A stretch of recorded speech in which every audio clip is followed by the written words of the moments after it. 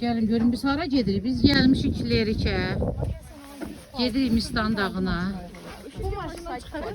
Ay Nur. Bir baxın da nə? Yaxşı Allah. Sağ ol.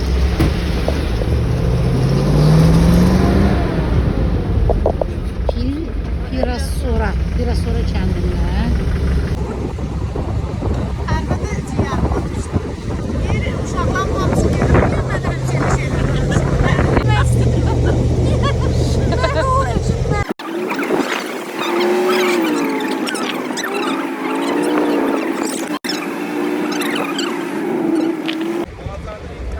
Aha.